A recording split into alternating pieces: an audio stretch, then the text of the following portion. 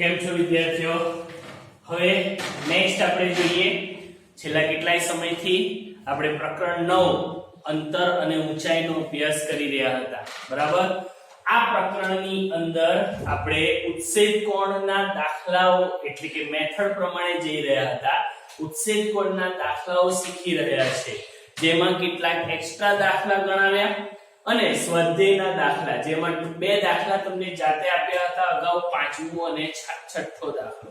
એટલે ટોટલ 9.1 ના 1 થી 6 દાખલા ક્લિયર થયા અને 4 કે 5 દાખલા આપણે એક્સ્ટ્રા દાખલા શીખવાડ્યા છે. એટલે અત્યાર સુધી લગભગ 10-11 દાખલા આપણે ગણ્યા છે, બરાબર છે? તો હવે આગળ વધીએ. ઉત્સેદ કોણના દાખલા પણ એક સાથે બે ખૂણાનું માપ આપેલું હોય. અત્યાર સુધી તમે જે જોતા હતા એમાં ઉત્સેદ કોણ એંગલ ઓફ એલિવેશન એક જ રહેતો હતો, હવે કેટલો આવે છે? બે ખૂણા આવશે.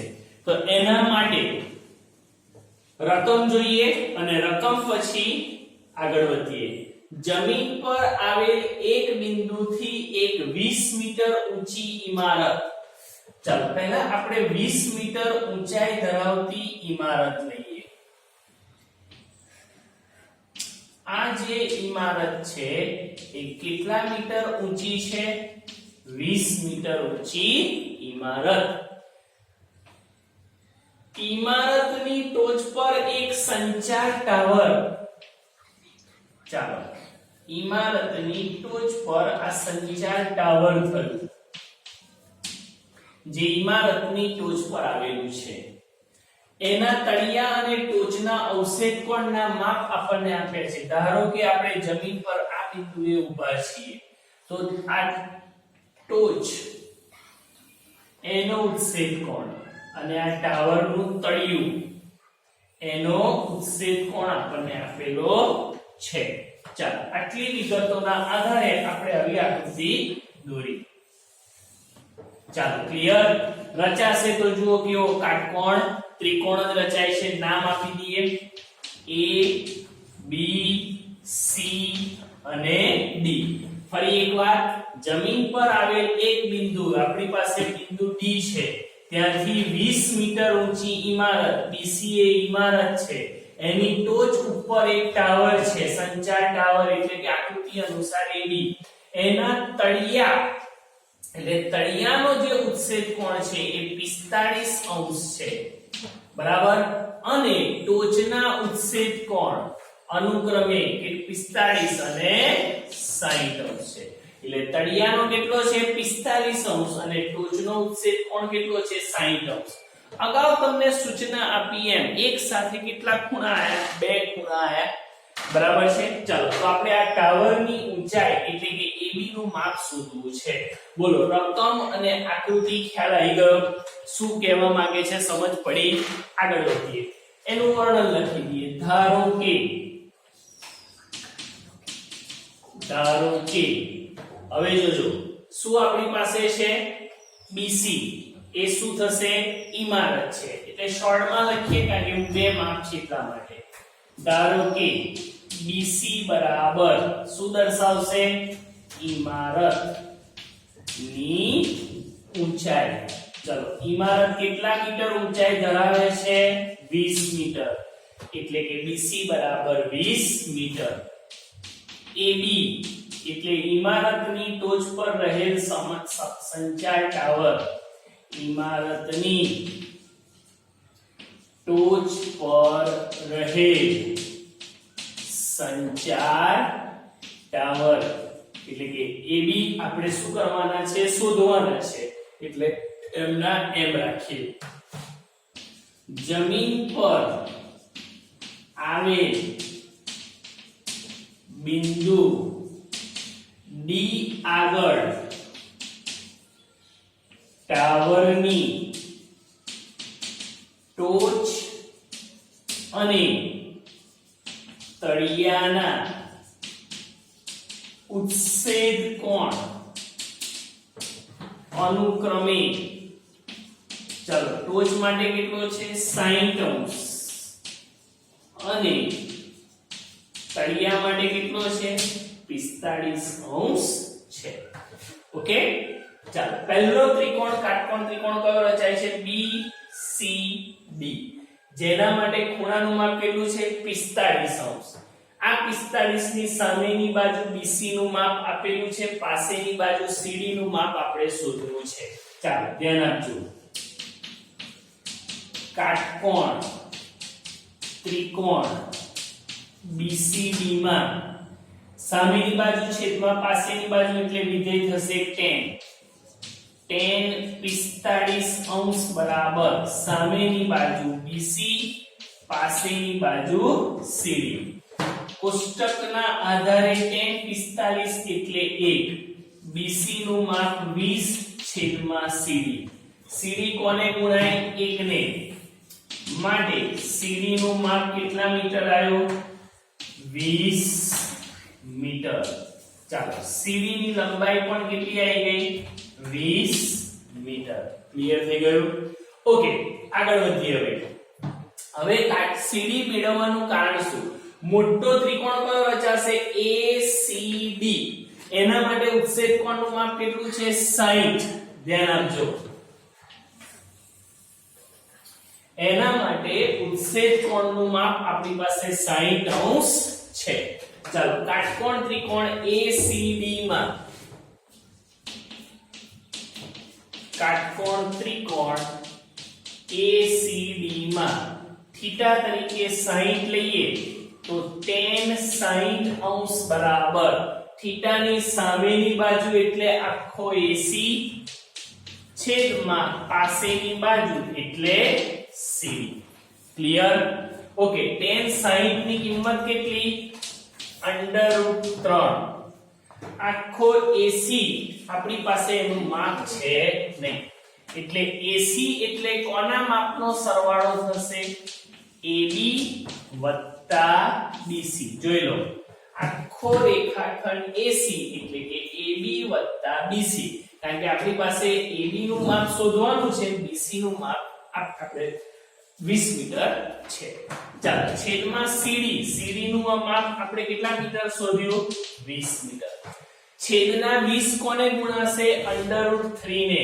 એટલે કે 20 √3 બરાબર AB એટલે કે આપણે સંચાર ટાવરની ઊંચાઈ શોધવાની હતી અને BC એટલે કે 20 મીટર +20 આ બાજુ આવે તો કેવા થાય માઈનસ માટે AB બરાબર 20 √3 -20 ચાલો શું સામાન્ય છે 20 તો કૌંસમાં શું રહેશે √3 - 1 મીટર રકમમાં √3 ની કિંમત આપેલી નથી તો આપણે જે શોધવાનું હતું ટાવરની ઊંચાઈ સંચાર ટાવરની ઊંચાઈ કેટલી આવી 20 કૌંસમાં √3 - 1 મીટર છે લખીએ માટે ઇમારત પર રહેલા સંચાર ટાવરની ઊંચાઈ 20 √3 - 1 મીટર છે બોલો દાખલામાં સમજ પડી આ રીતના 3 માર્ક્સના દાખલા આવી શકે રકમ પ્રોપર સમજવાની આકૃતિ પ્રોપર દોરવાની ફૂટપટ્ટી પેન્સિલ વડે એનું વર્ણન લખી જે કોઈ પણ કાટકોણ ત્રિકોણ રચાતો હોય યોગ્ય ત્રિકોણમિતીય વિધેય લઈ અને આપણે જવાબ મેળવી શકીએ તો સમગ્ર દાખલો નોટબુકમાં લખી દો ચાલો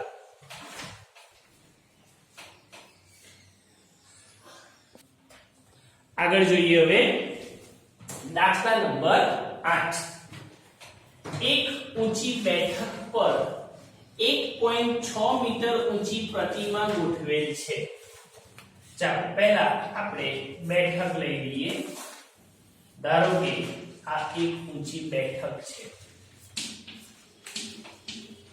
ઓકે જેની પર 1.6 મીટર ઊંચી પ્રતિમા રહેલી છે 1.6 મીટર ઊંચી પ્રતિમા એક બિંદુએથી જમીન પરના એક બિંદુએથી પ્રતિમાની ટોચના ઉત્સેદ કોણનું માપ ધારો કે જમીન પરનું આ કોઈ બિંદુ છે બરાબર જમીન પરનું આ કોઈ બિંદુ એક બિંદુએથી પ્રતિમાની ટોચ અને એનું ઉચ્છેદ કોણનું માપ 60 અંશ છે. ચાલો 60 અંશ. અને બેઠકની ટોચના આ બેઠકની આ ટોચ થશે જે પ્રતિમાનું તળિયું છે એના ઉચ્છેદ કોણનું માપ આપણી પાસે છે 45 અંશ. નામ આપી દઈએ A B C અને D. તમે જોઈ લો ખાલી શું બદલાયું. નામ આકૃતિ સેમ કોના જેવી થઈ? આગલા દાખલા જેવી થઈ. ક્લિયર? હવે એનું આપણે વર્ણન લખી દઈએ અને જે શોધવાનું કહ્યું છે બેઠકની ઊંચાઈ એ આપણે શોધીએ. ચાલો પહેલું ધારો કે BC બરાબર બેઠકની ઊંચાઈ આપણે એને x મીટર ધારી લઈએ. આપ્યું નથી માપ એટલા માટે. ધારો કે BC નું માપ કેટલા મીટર છે? x મીટર છે. ક્લિયર થઈ ગયું? ચાલો AB એના બરાબર 1.6 મીટર. ક્લિયર? આગળ BC નું એટલે કે AB એટલે કોણ? પ્રતિમાની ઊંચાઈ. પ્રતિમા જે આપી છે એની ઊંચાઈ. ક્લિયર થયું? ચલો આગળ હવે AB અને BC નું માપ આવી ગયું. જમીન પરના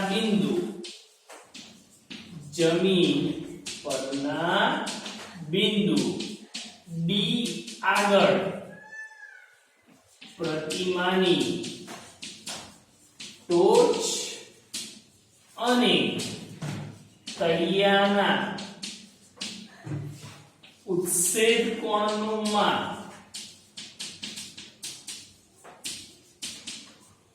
અનુક્રમે ચાલો ટોચનું કેટલું હતું?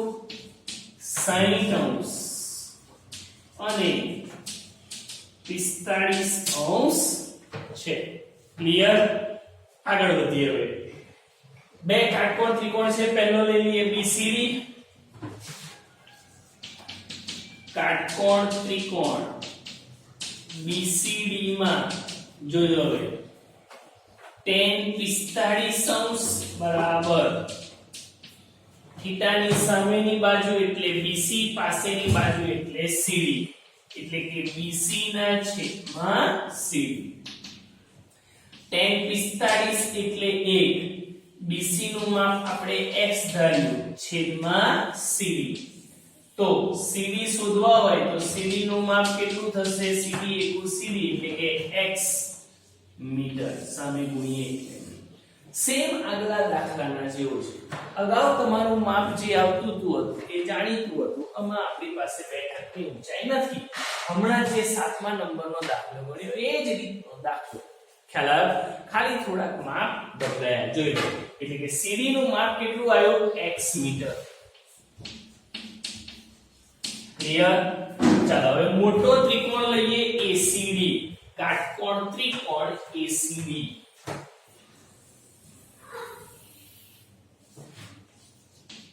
કાટકોણ ત્રિકોણ ACD માં થીટા તરીકે 60 છે. tan 60 અંશ બરાબર સામેની બાજુ એટલે AC પાસેની બાજુ એટલે CD. ચાલો ક્લિયર? tan 60 અંશ એટલે કે √3. AC એટલે કોના માપનો સરવાળો? AB વત્તા BC બંનેના માપનો શું થશે? સરવાળો છેદમાં CD. તો CD નું માપ આપણે શોધ્યું છે કેટલું? x. x √3 ને ગુણો એટલે કે √3 x. AB નું માપ આપણી પાસે છે 1.6 વત્તા BC ને આપણે કેટલા ધાર્યા છે? x વત્તા x આ બાજુ આવે એટલે કેવા થાય? માઈનસ એટલે કે √3x - x બરાબર 1.6. શું સામાન્ય છે?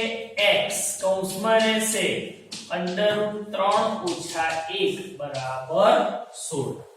જો x શોધવો હોય તો √3 - 1 ક્યાં જશે? 1.6 1.6 ના છેદમાં એટલે કે 1.6 છેદમાં √3 ઓછા 1. હવે નવમું ધોરણ યાદ કરો. છેદમાં √3 - 1 છે એટલે કે સમયકારક અવયવ આપણે લેવો હોય તો કયો આવે? √3 + 1 એના વડે ગુણો અને એના વડે ભાગો. ચાલો તો અંશનો ગુણાકાર 1.6 કૌંસમાં √3 + 1. હવે છેદ માટે જુઓ √3 - 1 √3 + 1 a - b a + b એટલે કે a² - b². √3 નો વર્ગ -1 નો વર્ગ. 1.6 કૌંસમાં √3 + 1 √3 નો વર્ગ એ સંખ્યા પોતે 1 નો વર્ગ 1. 1.6 કૌંસમાં √3 + 1 3 ઓછા 1 એટલે 2. 2 * 8 = 16 એટલે કેટલા આવે? 0.8 કૌંસમાં √3 + 1 મીટર. ચાલો શેનું માપ આવ્યું? આ x નું માપ કેટલું આવ્યું? 0.8 √3 + 1 મીટર. અને x એટલે શું? બેઠકની ઊંચાઈ. એટલે બેઠકની ઊંચાઈ આપણે શોધવી હતી તો લખી શકાય માટે બેઠકની ઊંચાઈ બરાબર 0.8 કૌંસમાં √3 + 1 મીટર છે. બોલો ખ્યાલ આવ્યો? સાતમા જેવો જ એના જેવો જ બેઠો દાખલો પ્રેક્ટિસ પણ થઈ શકે, રિપીટ પણ થઈ શકે એવું કહી શકો છો. સમગ્ર વર્ગ શાંતિથી નોટબુકમાં ઉતારો. રકમ લખવાની જેના પરથી આકૃતિ અને આકૃતિ પરથી વર્ણન અને એની ગણતરી કરી શકીએ. તો આ પણ દાખલો લખી દો. ચાલો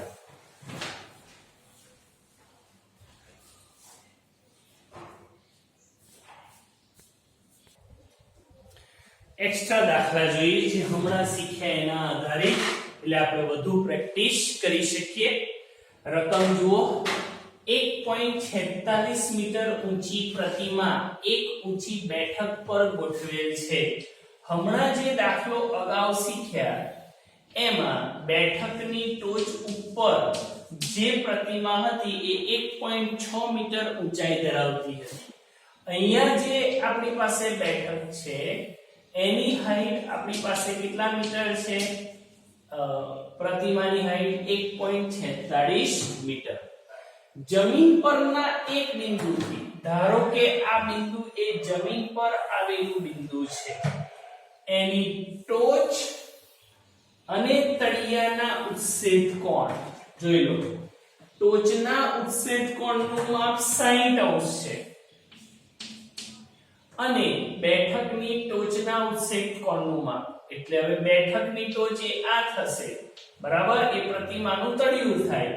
એનું માપ આપણને આપ્યું છે 45°. નામ આપી દઈએ A B C અને D. બોલો કોઈ પ્રશ્ન? બેઠકની ઊંચાઈ BC નું માપ આપણે શોધવું છે. આપણે ધારી લઈએ એને કેટલા મીટર? x મીટર ધારી લઈએ. BC રહેવા દો તો પણ ચાલે. ચાલો વર્ણન લખી દઈએ. ધારો કે ચાલો BC બરાબર બેઠકની ઊંચાઈ. BC નું માપ કેટલા મીટર છે? ધાર્યું આપણે x મીટર એટલે BC બરાબર x મીટર. આગળ AB બરાબર પ્રતિમાની ઊંચાઈ જે આપણને રકમમાં માપ આપેલું છે કેટલા મીટર? 1.46 મીટર. આગળ જમીન પરના બિંદુ D આગળ રકમ પ્રમાણે લખીએ. પ્રતિમાની ટોચ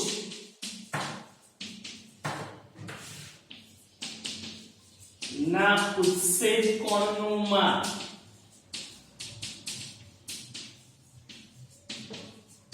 45 છે અને બેઠકની ટોચ, આગલા દાખલામાં એનું તળિયું હતું પ્રતિમાનું, શબ્દ ખાલી બદલ્યા, અને બેઠકની ટોચ ના ઉત્સેદ કોણનું માપ 60° છે. હવે તમને ક્લિયર થઈ ગયું હશે. બધી મેથડ આપણે એક પ્રમાણે ભેગી કરી છે. આવા દાખલા વધુ પ્રેક્ટિસ અર્થે કરો તો વધારે ફાવે. બરાબર, આપણે જોડે જોડે એક્સ્ટ્રા દાખલા લેતા જ રહીએ છીએ જે તમને ઈઝી પડે. ચાલો, કાટકોણ ત્રિકોણ BCD લઈએ. પહેલા કાટકોણ ત્રિકોણ BCD માં થીટા તરીકે 45 છે. વિધેય મોસ્ટલી tan જ આવે. tan 45 બરાબર સામેની બાજુ BC છેદમાં CD. tan 45 એટલે 1, BC નું માપ x છે છેદમાં CD m ના m. CD 1 ને ગુણાય માટે CD નું માપ પણ કેટલા મીટર થશે? x metre. બોલો ક્લિયર? અહીંયા BCD માં BC અને CD નું માપ આપણી પાસે આવી ગયું. ચાલો, ક્લિયર? ઓકે, હવે મોટો ત્રિકોણ લઈએ. ત્રિકોણ ACD. અહીંયા બરાબર લખીએ. ચાલો, કાટકોણ ત્રિકોણ ACD માં થીટા તરીકે 60 છે. tan 60° બરાબર સામેની બાજુ AC, પાસેની બાજુ CD. tan 60 ની કિંમત છે √3. AC નું માપ AB વત્તા BC બંનેના સરવાળા જેટલું થાય. AB વત્તા BC ના સરવાળા જેટલું થાય છેદમાં CD. CD નું માપ આપણી પાસે કેટલું છે? x. છેદના x કોને ગુણીશું? √3 ને. એટલે કે √3 * x બરાબર AB એટલે 1.46 અને BC આપણે ધારેલા હતા કેટલા મીટર? x metre. ઓકે, તો હવે વત્તા x આ બાજુ આવે તો કેવા થાય? માઈનસ. માટે √3x - x બરાબર 1.46. શું સામાન્ય છે? x એટલે બ્રેકેટમાં રહેશે √3 એના બરાબર 1.46. આપણે બેઠકની ઊંચાઈ એટલે કે x નું માપ શોધવું છે તો √3 - 1 ક્યાં જશે? 1.46 ના છેદમાં. માટે x બરાબર 1.46 છેદમાં √3 - 1. તો અગાઉ દાખલો શીખ્યા એમ આના છેદમાં પણ કેટલા આવ્યા? √3 - 1. એનો આપણે શું લઈશું? સમમેય કારક અવયવ. તો એના માટે √3 + 1 એના વડે ગુણો અને એના વડે ભાગો. ચાલો, અંશોનો ગુણાકાર 1.46 કૌંસમાં √3 + 1 ભાગ્યા છેદમાં જુઓ √3 - 1 √3 + 1 એટલે કે a - b a + b એટલે કે a² - b². એના આધારે √3 નો સ્ક્વેર - 1 નો સ્ક્વેર 1.46 કૌંસમાં √3 + 1 વર્ગમૂળનો વર્ગ 1 નો વર્ગ 1 1.46 કૌંસમાં ચાલો છેદમાં 3 - 1 એટલે 2. ઓકે, 1.46 એટલે 146 ના ભાગ્યા 2 એટલે 73 થાય. એટલે 1.46 ભાગ્યા 2 એટલે કે 0.73.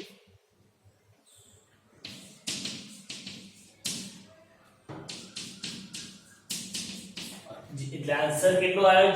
0.73 કૌંસમાં √3 + 1 મીટર. શું શોધવું હતું તમારે? બેઠકની ઊંચાઈ, તો બેઠકની ઊંચાઈ કેટલી આવી? 0.73 કૌંસમાં √3 + 1 લખી શકાય. માટે બેઠકની ઊંચાઈ 0.73 કૌંસમાં √3 + 1 મીટર છે. બોલો ક્લિયર થયું? તમામે તમામ દાખલા, ભલે લેક્ચરમાં 2 કે 3 દાખલા થશે કારણ કે મોટા દાખલા છે, બરાબર છે. બધા દાખલાને વિગતવાર સમજવા પડે. એક સાથે 10-15 દાખલા થાય નહીં. આપણે વ્યવસ્થિત સમજવા હોય તો 2 કે 3 દાખલા એવા શીખીએ કે જેથી કરીને બીજા દાખલા પણ આવડી શકે. તો સ્વાધ્યાયના 2 દાખલા શીખવાડ્યા, બરાબર છે. 7મો 8મો શીખવાડ્યો અને એક્સ્ટ્રા દાખલા સાથે આ લેક્ચરની અંદર એટલે કે ચોથા લેક્ચરમાં તમારે ટોટલ 3 દાખલા થયા. એક્સ્ટ્રા દાખલા પણ જોડે જોડે જ ગણજો. મેઇન નોટમાં અલગથી હોમવર્કની કેવી નોટ બનાવશો ને, એટલે એક સાથે દાખલાનો જથ્થો તમારો ભેગો થશે. બધા દાખલા મેથડ વાઇઝ વહેંચાઈ જશે અને તૈયારી કરવામાં સરળ પડશે. તો ફરી એકવાર કહી દઉં છું, રકમ આકૃતિ સહિત કામ કરવાનું, ફૂટપટ્ટી પેન્સિલનો જ ઉપયોગ કરવાનો અને સમગ્ર વર્ક લખાઈ જાય એટલે ક્લાસ ટીચરને સેન્ડ કરવાનું. એ ભૂલશો નહીં. ઓકે, ચાલો.